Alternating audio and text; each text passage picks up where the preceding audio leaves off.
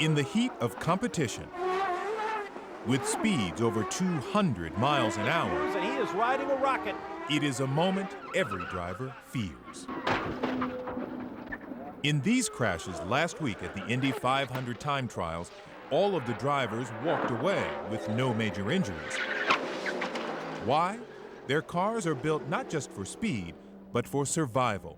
Les McTaggart is an expert in car design. These vehicles travel at very high speed, and therefore our job really is to try and minimize the risk for the driver. That means building a safety zone around the driver, a rigid frame of carbon fiber, lightweight yet 5 times stronger than steel. Added to that, protective cushioning to absorb the enormous energy of a collision before it reaches the driver. We try to get the car to deform as much as possible, but keep the major assemblies of the car together. The car effectively stays together as a complete unit, but it does absorb the major energy in a crash. Inside the cockpit, 6-point seatbelts, neck guards, and body-hugging seats all pin the drivers in place. High-density foam and Kevlar protect the body from the inevitable blows. You can never make anything truly safe. You can only minimize the risk. And when crashes do occur, engineers are there to learn from them. In the Indy Racing League and the newer circuit called CART for championship auto racing teams, engineers look for signs of what went right and wrong. Paul Stanecki is a mechanical engineer who works with CART. What we're trying to understand is, where are the thresholds?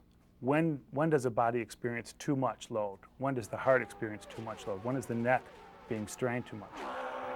Take this crash 2 years ago in Japan. Oh, and a big crash! A mechanical failure sent racing veteran Bobby Rahal into the wall at 210 miles an hour, and he kept sliding. I've been in racing long enough to know I was going to hit the wall real hard. The impact was so great, it knocked out the cockpit camera. But beneath the driver's seat, an indestructible device called a blue box kept rolling. The box itself is constantly monitoring the environment it's in. It's measuring acceleration all the time. It has a computer inside of it, as well as what we call accelerometers, which measure the actual forces, or G's. The blue box registered a mind-boggling 100 G's on impact. Remarkably, Rahal was not seriously injured. It looks like Bobby Rahal is all right.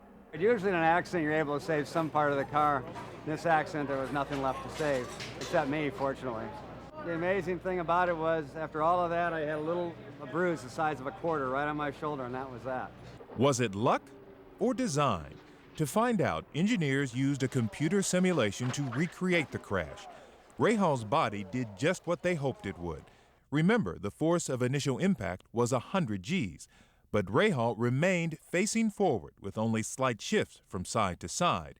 Proof, engineers say, that the safety designs worked.